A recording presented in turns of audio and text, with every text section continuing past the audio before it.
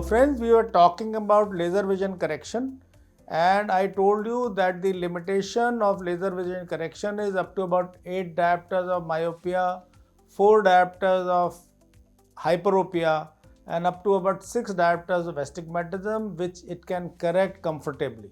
Anything beyond that is not possible.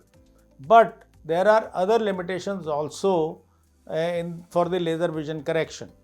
The most important thing is that you cannot correct the same power in every cornea. So the corneal thickness is a very important factor. Average corneal thickness in Indian eyes is about 530 microns. So average corneal thickness is about 0.5 millimeter or 0.53 millimeter, let's say.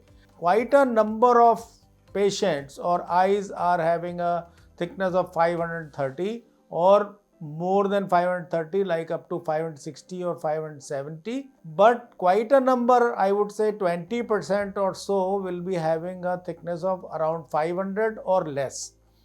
And the Government of India guidelines say that you cannot do a laser vision correction in the eyes which have got a thickness of less than 490 microns. That's a legal requirement for using a laser in Indian eyes. So that we should keep in mind, that a LASIK procedure is not possible in a thin cornea. Cornea has to be sufficiently thick to be corrected with the laser for this. And the second fact is that the cornea should be having a normal curvature. In some conditions, the corneal curvature is either too flat or too steep. Being a flat corneal curvature does not matter that much as a very steep corneal curvature where there is a possibility of a disease called keratoconus. And keratoconus, the laser vision correction is absolutely contraindicated. We cannot do any type of laser vision correction in keratoconus.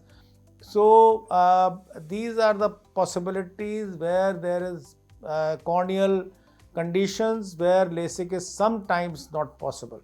The other condition where laser vision correction is not recommended is dry eye.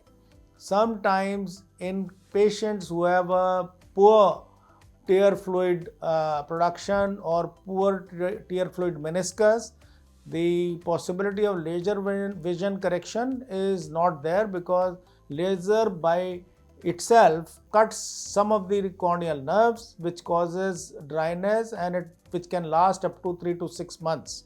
And in all those cases, sometimes there is a healing problem, or there is a vision problem, or there is a problem where the results of the laser correction is not as good as in a normal eye.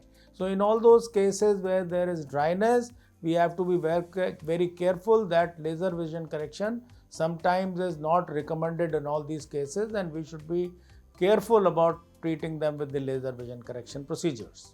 And in these conditions, what we can do, the option available for all these eyes where LASIK is not possible, what we call as LASIK rejects, is the phakic intraocular lens or the ICL, which can be implanted in the eye behind the iris in front of the natural lens, and which gives accurate correction of the refractive error without disturbing the cornea at all.